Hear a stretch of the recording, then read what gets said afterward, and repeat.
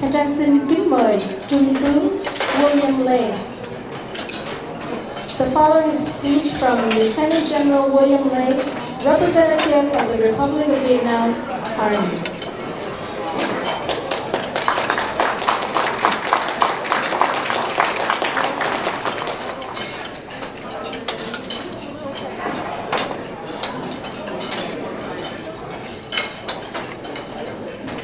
Lieutenant James Lee on deck.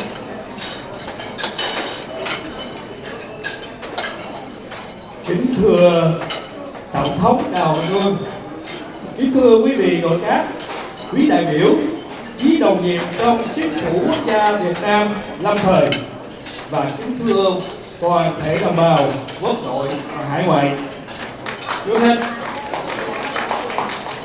chúng tôi xin trân trọng kính chào ngài Tổng thống Đào Minh Quân và toàn thể quý vị hiện diện tại đây.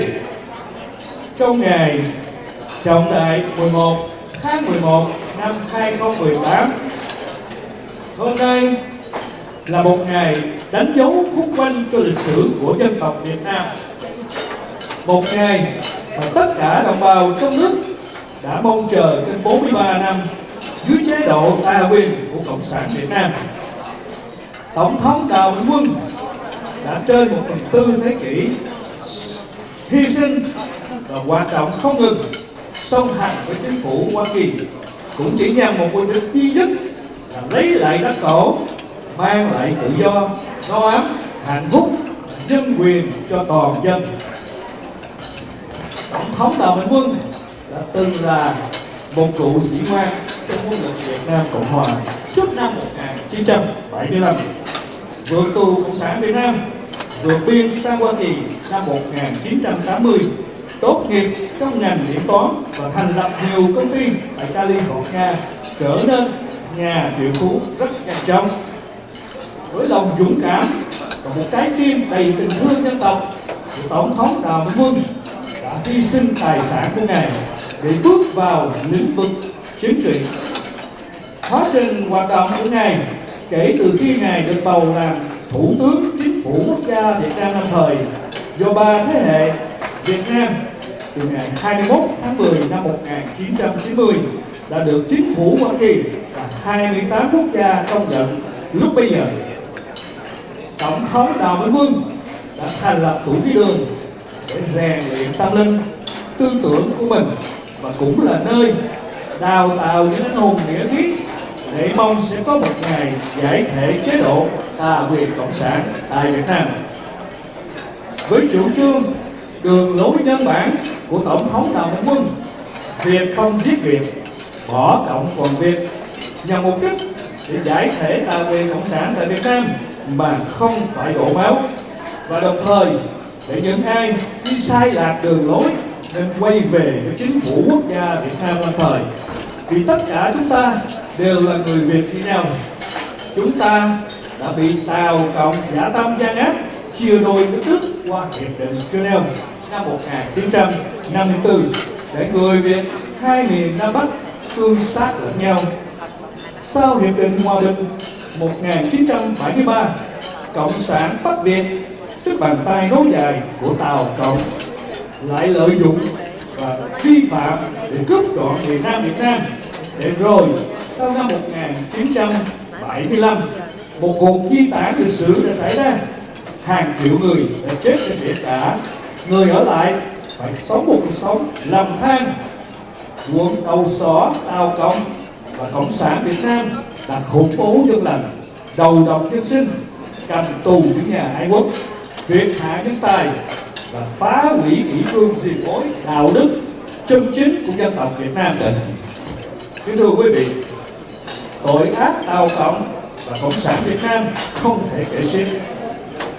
Chính phủ quốc gia Việt Nam lâm thời đã có hàng ngàn trang giấy ghi đầy đủ hình ảnh để đưa ra tòa án hình sự quốc tế đòi bồi thường 36.000 tỷ đô la. Tổng thống Đào Minh Quân trong chính phủ quốc gia Việt Nam lâm thời đã hoạt động song hành với chính phủ Hoa Kỳ nhằm mục đích giải thể tà quyền cộng sản với một tân dân chủ mà Tổng thống Đào Minh Quân đã đề ra đã được 28 quốc gia trên thế giới ủng hộ, mà hơn ai đây chúng ta có một vị tân tổng thống của nền đệ tam Việt Nam Cộng Hòa, Tổng thống Đào Minh Quân. Trong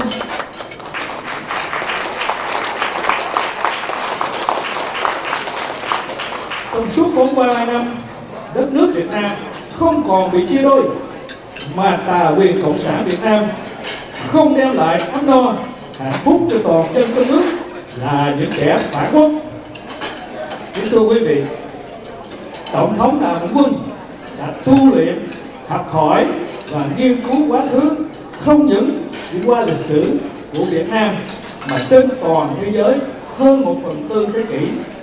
Ngài nhìn về một tương lai của đất nước để đem ra áp dụng cho những ngày sắp tới. Chúng ta sẽ có một nước tự do, độc lập, no ấm, hạnh phúc, một nước Việt Nam phồn thịnh nhất tại Đông Nam Á.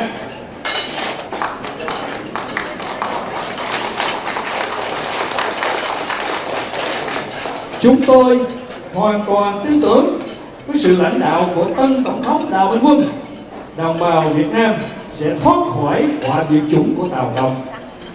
Với một nền văn minh tiến bộ hiện đại, với sự hợp lực của hàng triệu tuổi trẻ Việt Nam trên khắp thế giới, và với một nền Việt Nam tân dân chủ, chính phủ quốc gia Việt Nam lâm thời sẽ mở một trang sử mới cho dân tộc Việt Nam, một tương lai phồn thịnh, một văn minh tiến bộ. Chúng tôi, đại diện cho Quốc lực Việt Nam Cộng Hòa của nền đệ tam Việt Nam Cộng Hòa, xin đặt hoàn toàn dưới sự lãnh đạo của tân Tổng thống và sẵn sàng chấp nhận vượt qua mọi gian lao, thử thách để hoàn thành tất cả công tác và sứ mệnh do Tổng thống và chính phủ giao phó.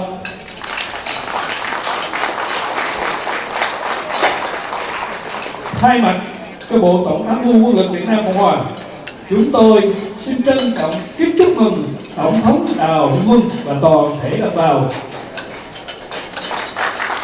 Xin cảm ơn. Và sau đây có một số quan khách người Hoa Kỳ, tôi sẽ được bàn phép đọc bằng tiếng Anh. Dear President Đào Minh Quân, dear Cabinet, Representatives, members of NHIêng, dear compatriots in country and around the world. First of all, I'd like to salute our Honorable Vice President Đào Minh Quân and everyone to be here.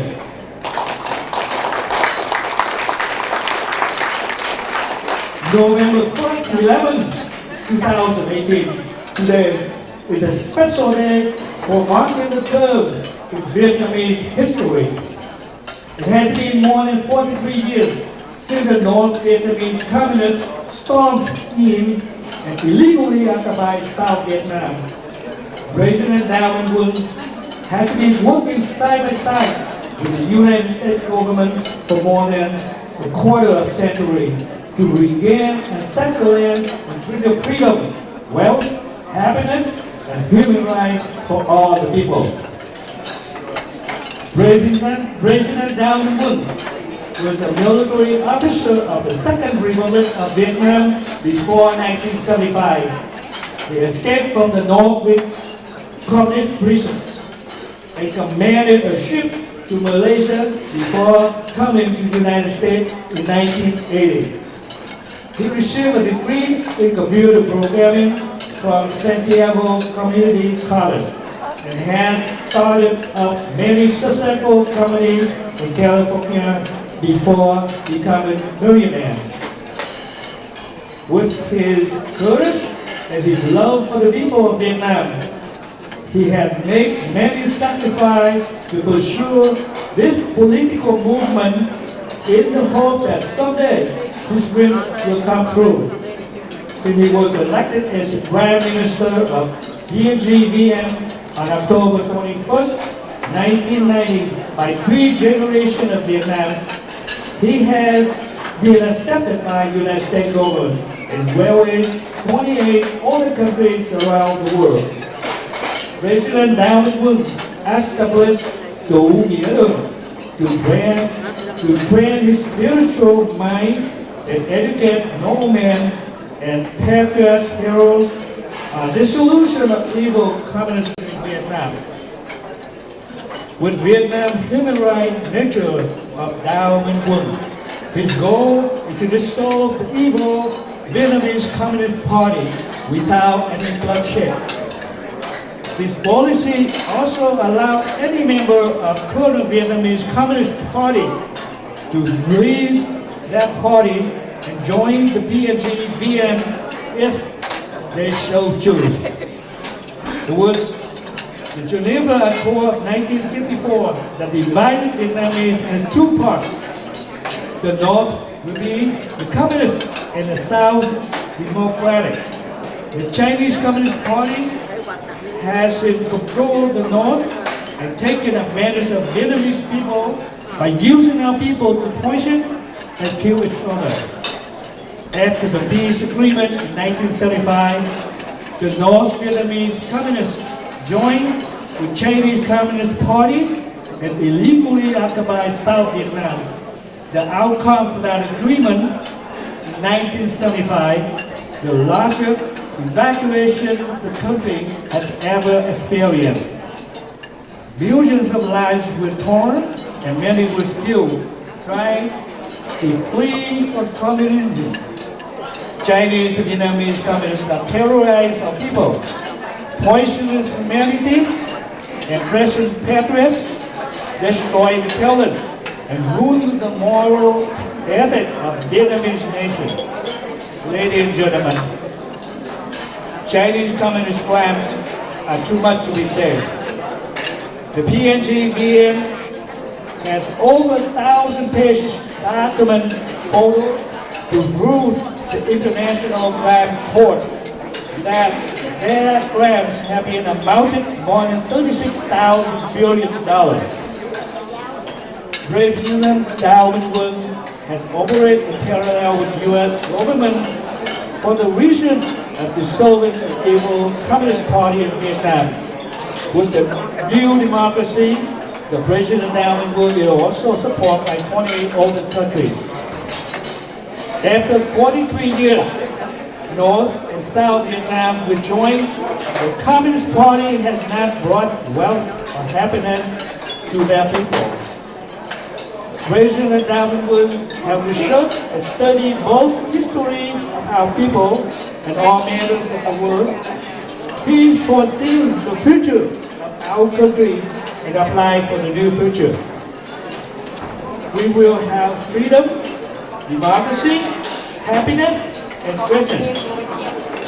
We absolutely believe the leadership of now the new President Đào Minh Quân with the new improved technology and the joining of millions of young Vietnamese people from all over the world. The new democracy, the PNG-VN, will open the new chapter in Vietnamese history. It will be the greatest country with advanced civilization. We represent for the Armed Forces of Republic of Vietnam from the Third Republic of Vietnam. We are fully support the leadership of new president and are willing to accept all the challenges in order to fulfill the task assigned by the president and the government. On behalf of the RVM General Staff, we represent the wish to congratulate President Đào Minh Quân and our fellow citizens. Thank you very much.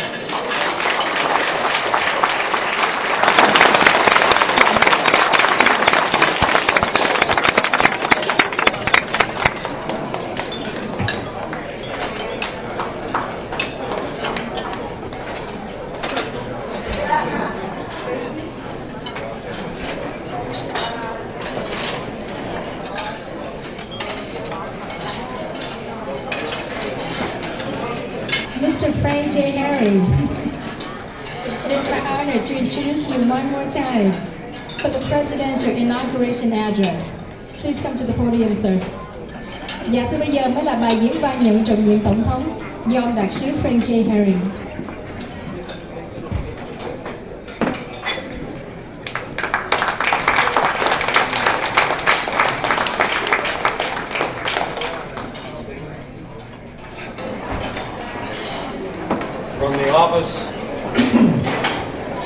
President of the Third Republic of Vietnam,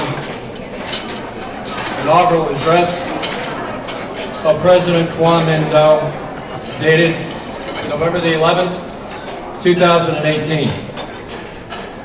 Distinguished guests and dear friends, Vietnam today, under socialism, is more than ever falling into decay. Concerning its domestic affairs, it has been overwhelmed by a large-scale corruption covering the whole fabric of society from the top down to the bottom. The Vietnamese Communist Party is currently confronted with its disbandment due to the internal purge and rivalries among good example in different factions. The recent death of Chairman Tran Dai Quang by contamination was a good example among the others. This condition evidently gives way to Beijing's thirst for expansion and domination of the Southeast Asian countries and its militarization of the South China Sea. As for its foreign relations, this communist-ruled regime will certainly be condemned in the coming time as a terrorist state by the members of the Union of European countries.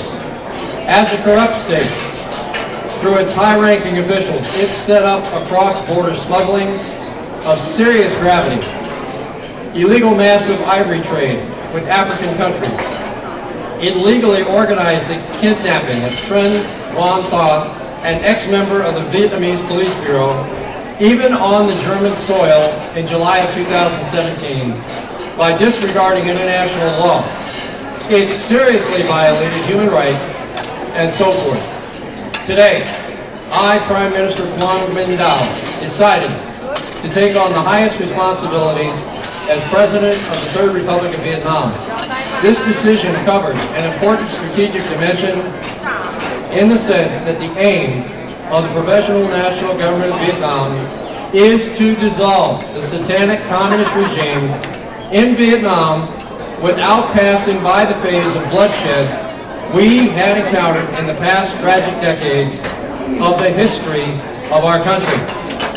Distinguished guests and dear friends, let us go back to the past history of Vietnam and quote the testament bequeathed to us by one of the Vietnamese kings named Tran Nguyen Tha of the 13th century. Even 1 square decimeter of our ancestral land should not be yielded to northern invaders, i.e. the Chinese. In this spirit, the brave king in 1284 summoned all the eldest class representation, the people of the nation, for a referendum in order to know if the country had to ask peace or to wage war against the northern enemy. This was really the first democratic national convention. Even the country was still under a monarchical regime. 7 centuries later, specifically from 1940 onwards, Ho Chi Minh and the Vietnamese Communist Party went backward against the evolution of the Vietnamese society by betraying our ancestors' unbroken spirit. By the use of force, they usurped power from Tran Ton Kim's legal and legitimate Vietnamese government on the 17th of August 1945 at Hanoi and on 2nd of September 1945. Ho Chi Minh took advantage of this opportunity to represent the Union government to make the Declaration of Independence, basically copied from the American Declaration of Independence, of what was called the Democratic Republic of Vietnam. Through their propaganda policy, down with the French colonialism and anti-monarchy, Ho Chi Minh and his party had succeeded in defeating the French troops at Dien Bien Phu and established an authoritarian regime in North Vietnam since 1954. In order to invade South Vietnam, they launched another sort of propaganda, down with the American imperialism to save the country, or fighting until complete withdrawal of the U.S. imperialists, then pushing down the South Vietnamese puppet government and its armed forces backed up by the U.S. until the ultimate liberation of the South Vietnamese. However, since 1965, in order to keep South Vietnamese from the invasion of the North Vietnamese troops, backed up by Communist International, the U.S. as well as Allied troops at the call of the government of the Republic of Vietnam were landed on South Vietnamese soil.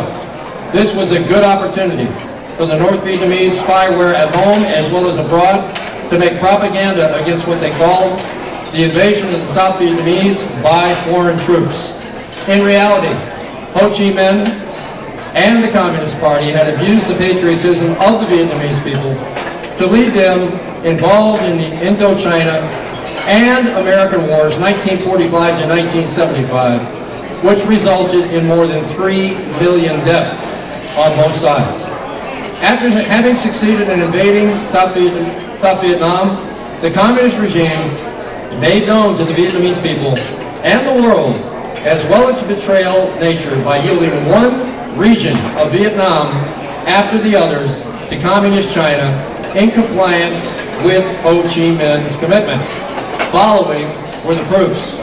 The North Vietnamese communist leaders signing the secret treaty of 1990 only abided by Ho Chi Minh's commitment to pay back to Mao Zedong for the Chinese military aid to the Vietnamese Communist Party during the Indo-Chinese War. The Frontier Sino-Vietnamese Treaty of 1990 advocated the secession of more than 900 square kilometers, equivalent to 60% of the area of the Tay Vinh province, including half of the Vinh Giot Co and the Nam Quan Frontier Pass, being the two historical sites for the Vietnamese people. Under the Sino-Vietnamese Treaty of Tonkin of 2000, Vietnamese authorities yielded to Beijing nearly half, 44%, or 16,000 square kilometers of the sea territories in the Gulf of Tonkin and Trulam Beach. Then the 10 resolutions of the Sino-Vietnamese Friendship Cooperation Treaty of 2013 gave opportunity to Beijing to have control over the political structure of the Vietnamese Communist government. In 2014, another treaty concerning a project of setting up 2 strategic corridors gave Beijing the right to exploit 6 frontier provinces and the Dien Bien region. At the same time, it granted Beijing the buildup of 2 other strategic corridors, Lao Cai, Hanoi, Hong Kong, and Mong Kai, Haiphong. In January 2017, Wen Phu-tong, Secretary General of the Communist Party, went to China to sign other 15 agreements under which the Vietnamese Communist Party promoted a closer Sino-Vietnamese bilateral cooperation with Beijing, in particular in the military, police, and cultural fields. All of these treaties have been implemented by economic accords, permitting Beijing to send a great number of its citizens disguised under the cover of employees or workers in the most strategic areas of Vietnam.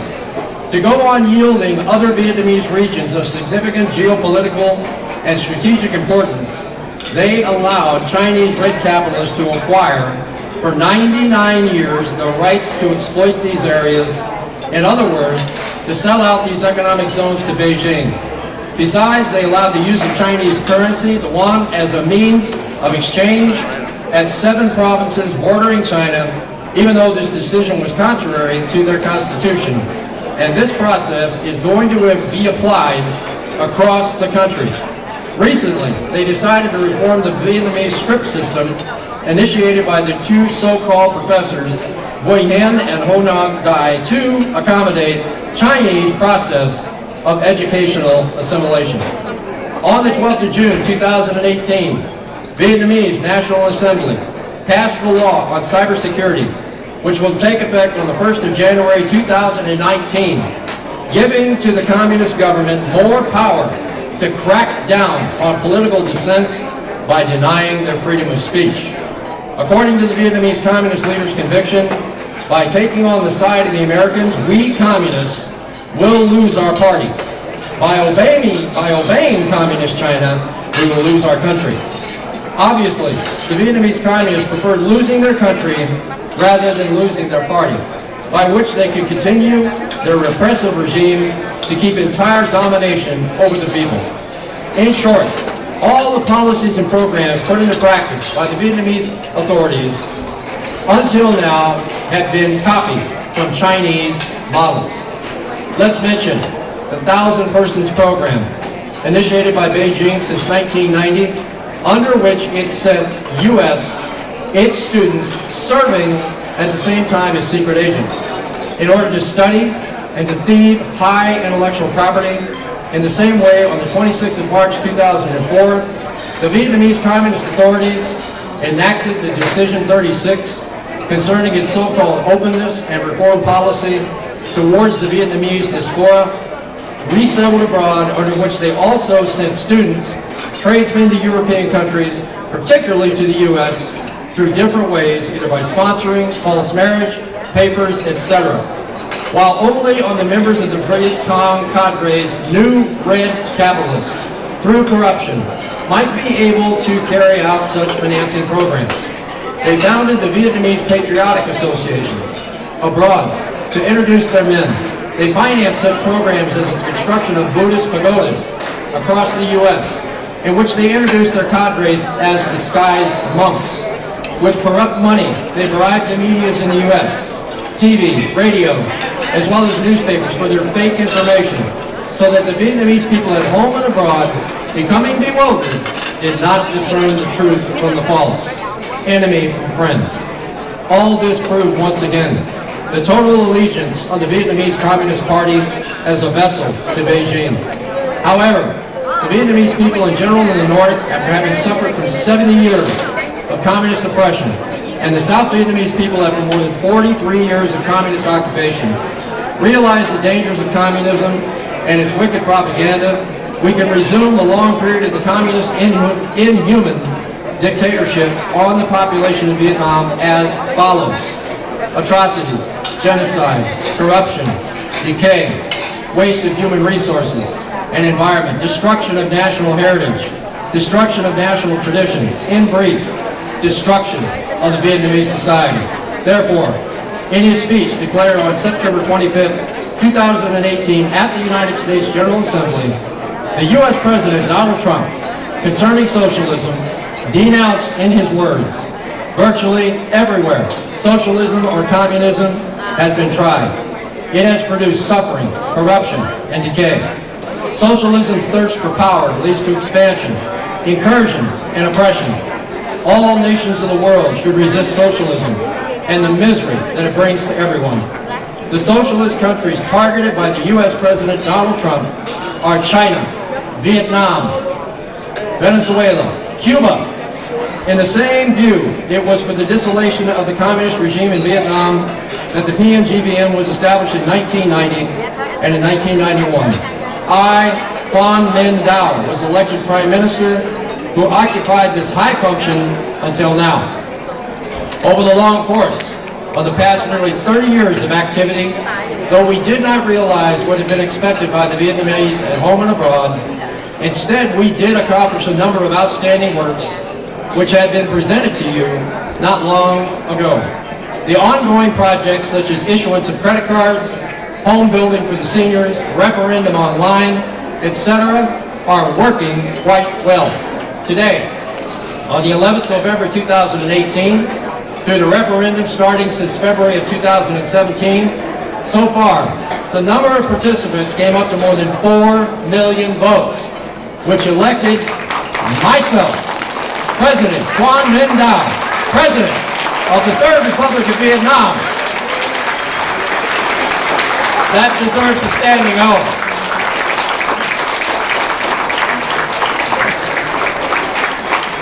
Even though the number of voters did not really represent the Vietnamese people of all walks of life, but this was a democratic process expressing the popular sovereignty over the repressive regime. Distinguished guests and dear friends, facing Beijing's scheme of making Vietnam disappear on the world map in the times ahead, I decided to take on the highest of responsibilities as President of the Third Republic of Vietnam. This will give me a legitimate status to raise our voice before the UN Stadium for a change of the communist regime in order to set up a free and democratic system in Vietnam.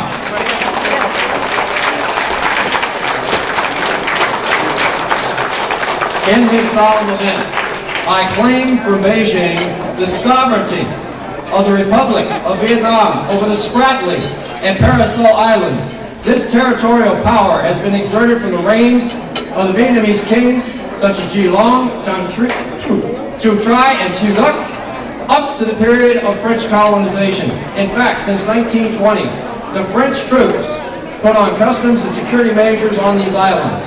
On March 8, 1921, the Governor General of Indochina, Maurice Long, declared that these two islands belonged to France's territories. But on March 30, 1921, the Chinese military government of Guangdong decided to merge the administration of the Paracel Islands, called Ixca, into that of Hainan Island. However, the French government was not opposed to this decision because Guangdong's government of the time was not recognized by the central government of China and other countries. So, since 1930 began the territorial dispute between China and France about their sovereignty over these two islands. After the Second World War, on August 3rd, 1949, the French government gave back independence to the Vietnamese national government, led by Emperor Bao Dai, on October 14, 1950, it formally transferred the control of these two islands to the Vietnamese national government. On September 6, 1951, Prime Minister Tran Van Hu of the Vietnamese national government and his Minister of Foreign Affairs going to San Francisco for a conference on the peace treaty with Japan, declared that the above two islands belonged to Vietnamese territory. At that time, the Prime Minister did not encounter any protest or reserve on the part of 51 countries attending that conference. On October 26, 1955, the Vietnamese national government was turned into the First Republic of Vietnam. In other words, the two above islands had been continuously under the sovereignty of the Republic of Vietnam from August 3, 1949 until January 18, 1974, when Paracel Island was taken over by force by Chinese naval troops from the South Vietnamese Naval Forces, and on March 14, 1988, Prat Li Island was in turn taken by Beijing from North Vietnamese troops. As President of the Third Republic of Vietnam, the legitimate de jure successor of the First and Second Republics of Vietnam, once again, I officially demand Beijing to unconditionally return the sovereignty of the Paracel and Prat Li Islands to the Republic of Vietnam.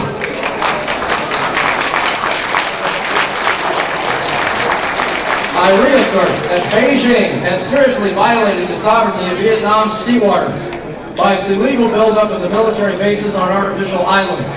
Thus, Beijing's exploitation of crude oil on that site was considered illegal regarding the international law. Let's go back to the past. In 1973, the United States President Richard Nixon had signed a grant with the President of the Second Republic of Vietnam, went back to at San Clemente, USA, granting the exploitation of crude oil to U.S. companies to develop offshore oil deposits in Vietnamese sea waters. The expected funds from the sale of exploited oil would be used to finance the self-support policy of the South Vietnamese, but this contract was broken down due to the communist invasion of South Vietnamese in 1975. Today, we also assert that the authorization of the Vietnamese communist regime to Beijing to exploit crude oil on South Vietnamese sea waters is illegal.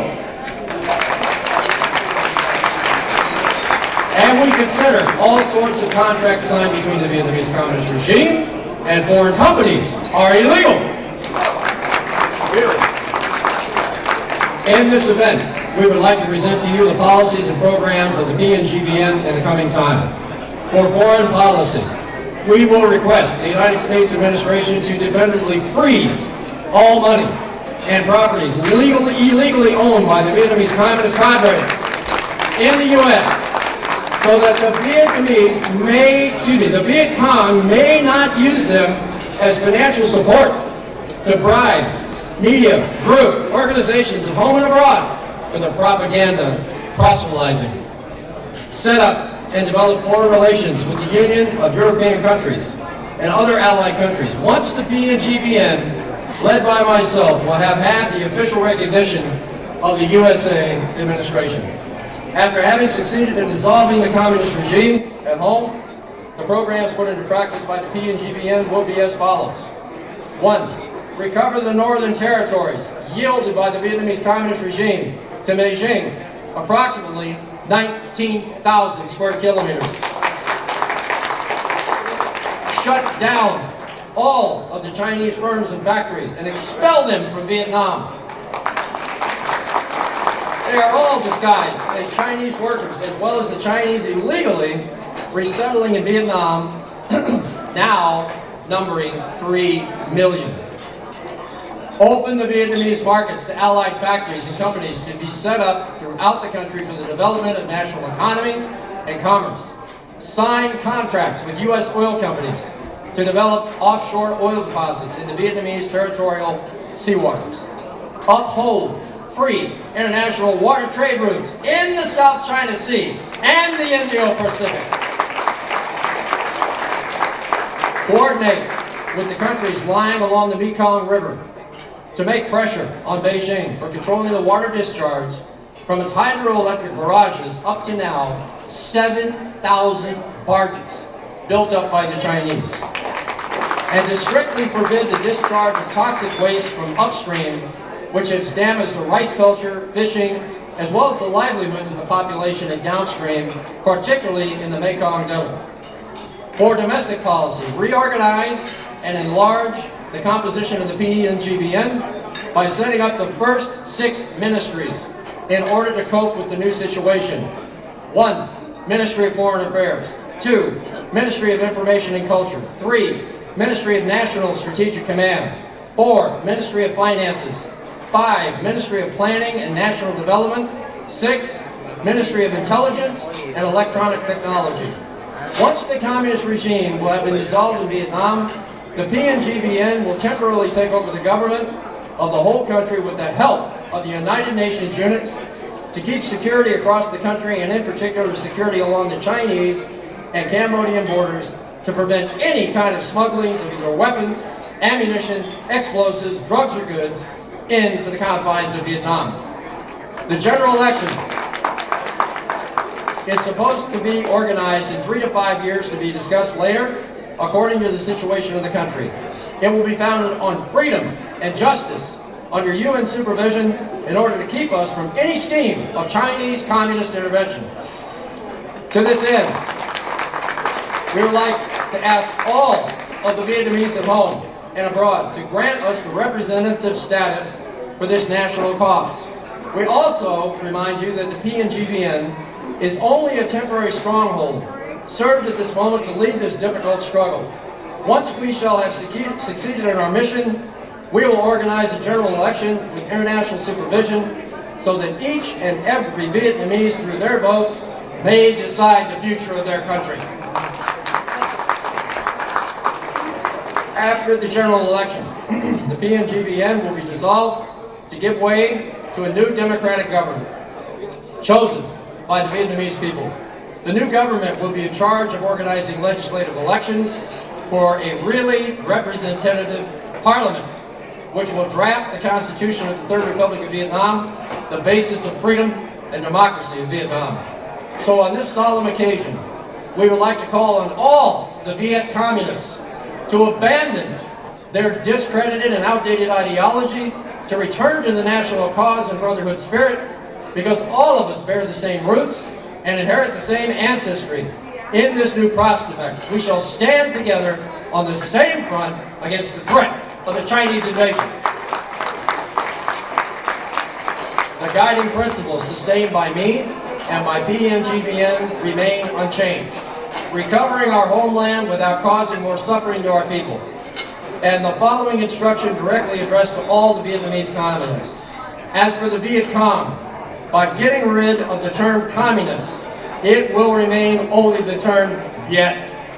Thus, the Vietnamese should not kill their compatriots. We would also appeal to all former ARVN officers, soldiers, and civil servants of the Republic of South Vietnam to join us in this survival struggle for the eradication of the Vietnamese godless regime and for standing against the coming invasion of Beijing, our common enemy. While celebrating our presidential inauguration, we invite you to commemorate the 55th anniversary of the overthrow of the First Republic of Vietnam in 1963 by which the late President Yao Jim and his advisor, Yo Jianzu, were tragically assassinated by the ARVN traitor generals. In our prayers, we ask them in the eternity through their intercession before God to grant or invoke for the uprooting of the satanic regime in Vietnam, so that we may be able to resume the carrying out of their most cherished humanity ideals left unfulfilled nearly 60 years ago. That is to say, get rid of poverty and bring about freedom and democracy to our beloved Vietnam. May God bless you and all the Vietnamese people. Thank you, President Quang Minh Dao.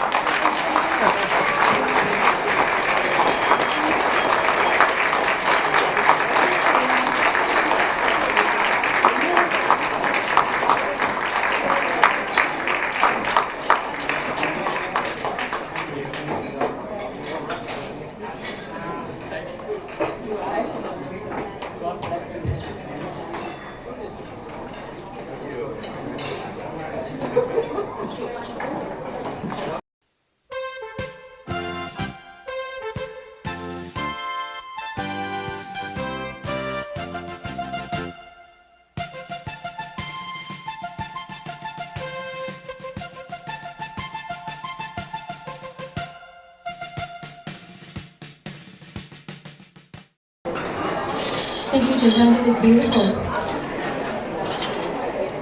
It is my pleasure to introduce the beautiful Lieutenant General Huệ Lâm. She's the Deputy Minister of Foreign Affairs.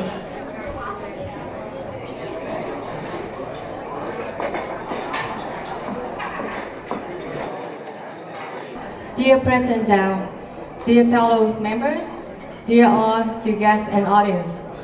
First of all, I would like to congratulate President Dao on his inauguration today, and I wish you all the best. I believe this is a day that many millions of other peoples in Vietnam abroad that they're waiting to see this day happen. So congratulations.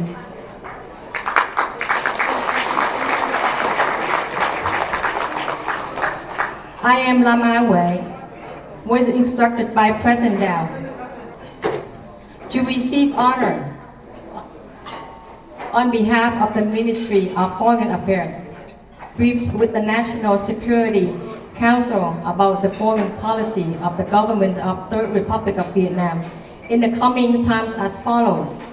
On foreign policy, we will fight for the restoration of territories, sovereignty over the Spratly and Paracels archipelagos, as well as sovereignty over the sea of the Republic of Vietnam due to the encroachment by the Chinese Communists. Historical records demonstrate that the Spratly and Paracel Islands have long belonged to the sovereignty of Vietnam since the beginnings of Gia Long, Minh Mạng, Thiệu Anh and Tử Đức until French occupation. Since 1921, the French government has set up tax bases and set up security systems on the two archipelagos. On March 8, 1921, French Indochina Governor Maurice Long announced that the two islands belonged to France. After the Second World War, 28 years later, on August 3, 1949, the French government returned independence to the government of Vietnam under the reign of King Bảo Đại. On October 14, 1950, the French Republic returned the sovereignty of the two islands to Vietnam. Prime Minister Quang and the Foreign Minister of Vietnam at the conference on the Peace Pact with Japan and San Francisco on September 6, 1955, state that the two islands, Spratly and Paracel, belong to the territory of Vietnam. On this occasion, Prime Minister Tran did not face any opposition of reservation from the 51 countries attending the conference. Since October 26, 1955, Vietnamese national government has succeeded in securing its sovereignty over the two islands. In other words, since August 3rd, 1949, the two islands, Spratly and Paracel, have been legally owned and administered by the Republic of Vietnam. Until January 1975, the Spratly was illegally invaded by the Chinese communists after one death to the ARVN. At March 11, 1988, Chinese communists also occupied the Spratly Islands from the Communist Party. Indeed, as early as 1973, President Richard Nixon of the United States signed with the President Nguyễn Văn Thiệu the contract that allowed United States companies to exploit U.S.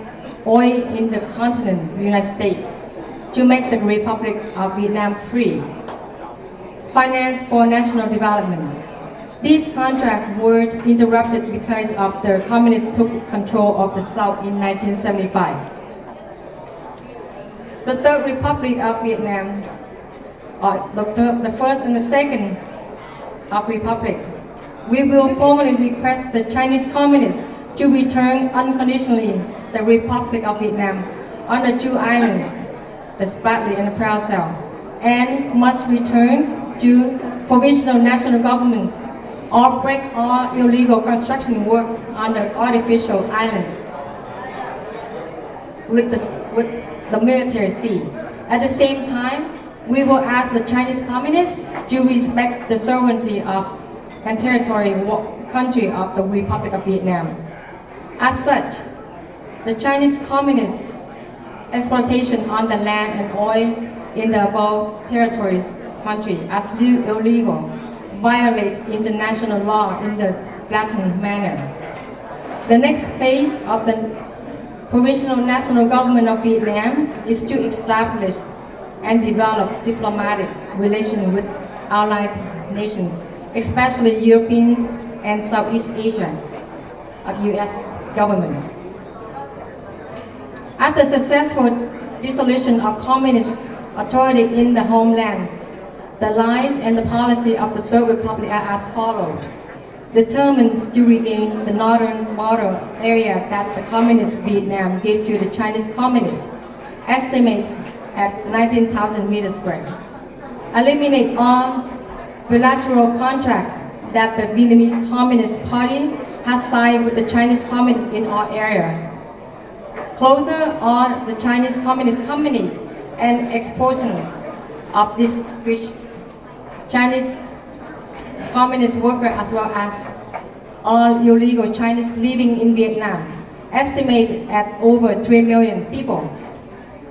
Open to companies of allied nations to set up industry and to trade for national economic development. Signed contracts with U.S. oil companies and allied nations to exploit oil and gas on the continental shelf of Vietnam. Freedom of navigation in the South China Sea in accordance with international law recognized. Coordinate with countries along the Mekong with the international pressure to control the discharge of floodwater of hydropower dam. Up to now, there are about 7,000 hydropower dams built by Chinese communists, as well as banning the discharge of all toxic substances upstream, agriculture and fishery, as well as the life of the people downstream, especially in the Mekong Delta. In order to achieve the aforementioned aims, we would like to encourage all of our compatriots, both domestic and overseas, to strongly support President Đào Minh Quân for the government of the South Vietnam. The legal representative for the entire Vietnamese people to the United Council request the dissolution of communist authority at home. To bring about a free democracy for the people, Operation Duy Thật Lạc Cộng has developed. Vietnamese people see the conspiracy of the Communist Party. So in the past, we have demonstrated the political spirit. Revolt demonstration throughout the country against the Communist Party of Vietnam. Hand wrong for the invaders because of the trembling. The communist regime brutally persecute and brutally beaten innocent people as they did in the 1945 in remote rural areas. Cold blood killings are not in the blood of Vietnamese communists. They do not release anyone. As long as they accept slavery, let them continue to dominate, exploit, rob, and plunder all basic human rights. All those who oppose, they are committed transgression and reactionary. The Vietnamese people in the country, with the generosity of their predecessor, were resolutely opposed to the slogan, "It is more than reactionary than selling country." Communist Party of Vietnam is the embodiment of sinners such as Lê Chiêu Thống, Trần Tác, Hồ Chí Minh, and now is Nguyễn Phú Trọng. They give the country despite people of the communist Vietnam should be worth of Vietnamese people. However, with the human treatment policy, government of ARVN continues the provincial national government the way we lead, still follow the motto, regain the land without suffering people, to avoid the sins of me among the Vietnamese, incited by the international community, as happened in the tragic past of the nation. For the Việt Cộng and the communist Vietnam, we always keep a watchful eye. Leaving communist Vietnam, Vietnam does not kill Vietnam. It's true, Vietnam never killed their compatriots. We especially called on all members of the Communist Party, especially the generals, senior officers in the People's Army, to leave the ranks of communists and return to the national cause of the national, in the spirit of together. The Minister of Foreign Affairs would also like to call on the Vietnamese to call on the ARVN military men, you descendants and the young people, if you still think about the money of the nation, so join forces with Provisional National Government of Vietnam. We have the power to dissolve the evil communists, to protect the fatherland against the Chinese communist invasion. May God, heaven, always bless, maintain peace for President Đào Minh Quân and all of us. We sincerely greet President and our compatriots and our guests. Thank you. God bless you.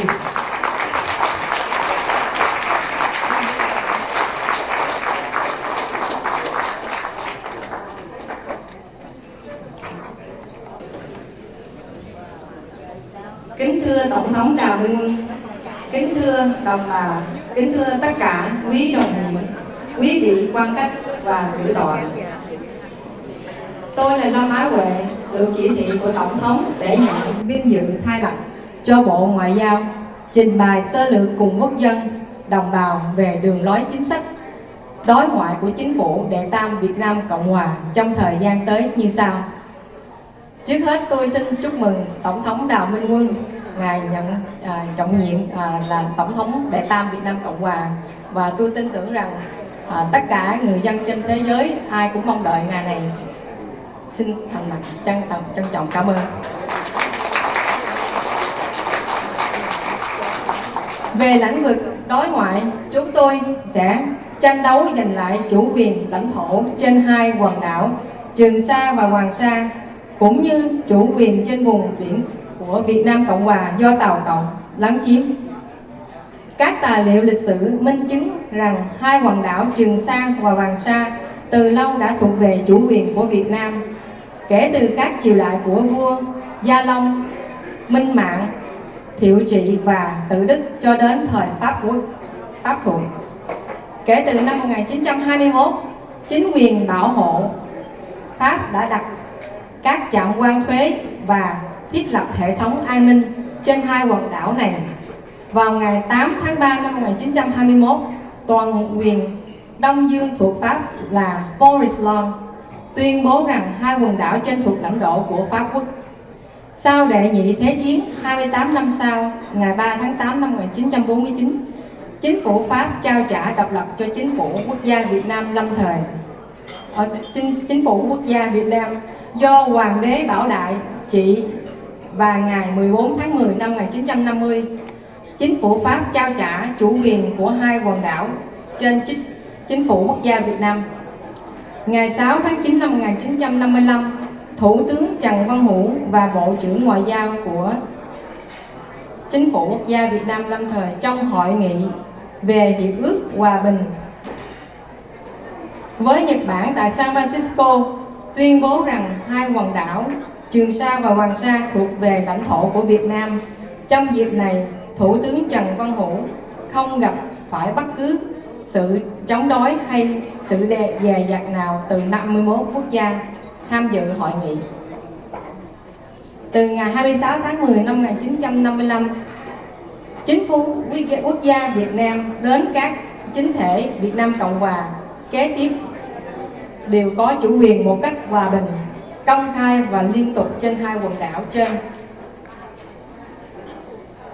Nói cách khác, từ ngày 3 tháng 8 năm 1949, hai quần đảo Trường Sa và Hoàng Sa được Việt Nam Cộng Hòa liên tục làm chủ và quản trị một cách hợp pháp cho đến ngày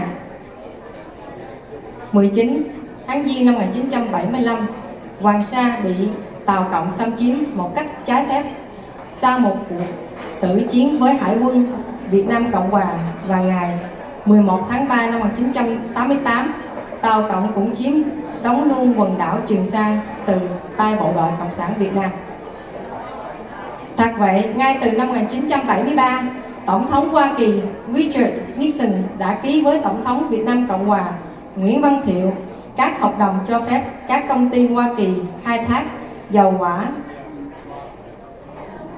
dầu Hoa Kỳ tại thềm lục của Việt Nam Cộng Hòa, mục đích để chính phủ Việt Nam Cộng Hòa tự lực về tài chính để phát triển quốc gia. Các hợp đồng này bị gián đoạn vì Cộng sản Việt Nam cưỡng chiếm miền Nam vào năm 1975. Chính phủ đệ tam Việt Nam Cộng Hòa là thừa kế hợp pháp của nền đệ nhất và đệ nhị Cộng Hòa. Chúng tôi sẽ chính thức yêu cầu Tàu Cộng phải trả lại vô điều kiện cho Việt Nam Cộng Hòa chủ quyền trên hai quần đảo Trường Sa và Hoàng Sa và phải trao lại cho chính phủ quốc gia Việt Nam lâm thời hay phá vỡ tất cả những công trình xây dựng trái phép trên các quần đảo, các đảo nhân tạo với mưu đồ quân sự quá Biển Đông. Đồng thời chúng tôi sẽ yêu cầu Tàu Cộng phải tôn trọng chủ quyền lãnh thổ và lãnh hải của Việt Nam Cộng Hòa. Từ đó, việc khai thác trên đất liền và dầu khí của Tàu Cộng trong các vùng lãnh hải kể trên xem như bất hợp pháp vì phạm công pháp quốc tế một cách trắng trợn. Giai đoạn kế tiếp của chính phủ quốc gia Việt Nam lâm thời là thiết lập và phát triển quan hệ ngoại giao với các quốc gia đồng minh, nhất là Liên hiệp các nước Âu Châu và Đông Nam Á. Một khi chính phủ quốc gia Việt Nam lâm thời do chúng tôi lãnh đạo có được sự công nhận chính thức của chính phủ Hoa Kỳ, sau khi thành công việc giải thể tàu Việt Cộng sản tại quê nhà, đường lối và chính sách của chính phủ đệ tam Việt Nam Cộng Hòa như sau: quyết tâm giành lại phần lãnh thổ biên giới phía Bắc và Cộng sản Việt Nam đã nhường cho Tàu Cộng, ước tính khoảng 19.000 mét vuông, xóa bỏ tất cả các hợp đồng song phương mà Cộng sản Việt Nam ký kết với Tàu Cộng trong mọi lĩnh vực, đóng cửa tất cả các công ty xí nghiệp của Tàu Cộng và trục xuất các công nhân Tàu Cộng trá hình cũng như tất cả những người Tàu sống bất hợp pháp tại Việt Nam, ước tính hơn 3 triệu người. Mở cửa cho các công ty của các nước đồng minh thành lập các cơ sở kỹ nghệ và thương mại để phát triển kinh tế quốc gia. Ký hợp đồng với các công ty dầu khí Hoa Kỳ và các nước đồng minh để khai thác dầu khí tại thềm lục địa Việt Nam. chủ trương tự do hàng hải trên Biển Đông theo luật pháp quốc tế công nhận, phối hợp với các quốc gia nằm dọc theo con sông Mekong, nhờ quốc tế làm áp lực bắt buộc tàu cộng phải kiểm soát việc thải nước lũ tại các đập thủy điện. Đến nay có tất cả 7.000 đập thủy điện do tàu cộng xây dựng, cũng như cấm tàu cộng thải tất cả những chất độc hại trên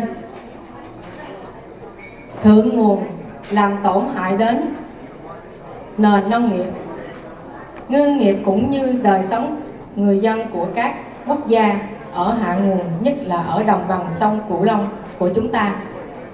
Để đạt được mục đích tốt đẹp nêu trên, chúng tôi cũng mong toàn thể quý đồng bào ở quốc nội cũng như hải ngoại hãy mạnh mẽ ủng hộ và hậu thuẫn cho Tổng thống Đào Minh Quân để chính phủ Đệ tam Việt Nam Cộng Hòa có đầy đủ tư cách pháp nhân đại diện toàn thể dân Việt để ra trước Hội đồng Liên Hiệp Quốc yêu cầu giải thể tà quyền cộng sản tại quê nhà, hầu mang lại một nền dân chủ tự do cho toàn dân. Chiến dịch Duy Thật Lập Cộng đã giúp cho người Việt thấy rõ âm mưu của Đảng Cộng sản Việt Nam, nên trong thời gian qua họ đã thể hiện bản lĩnh chính trị, nổi dậy biểu tình khắp cả nước chống bọn Cộng sản bán nước, làm tay sai cho tàu cộng xâm lược. Vì run sợ, Cộng sản Việt Nam đã đàn áp, bắt bớ, đánh đập, khủng bố người dân vô tội một cách dã man, như chúng đã từng áp dụng trong những năm 1945 tại các vùng nông thôn hẻo lánh. Dòng máu lạnh giết người không gốm tay vẫn trong quyết quán của Cộng sản Việt Nam. Chúng không buông tha bất cứ ai, miễn là người dân chấp nhận làm nô lệ, để yên cho chúng tiếp tục thống trị, bóc lột, cướp đất, cướp nhà, cướp mọi quyền căn bản của con người. Tất cả những ai chống đối chúng đều ghép tội là phản động. Người dân Việt ở quốc nội với khí thế hào hùng của tiền nhân để lại vẫn cương quyết phản đối và bảo vệ, thà phản động còn hơn bắt nước.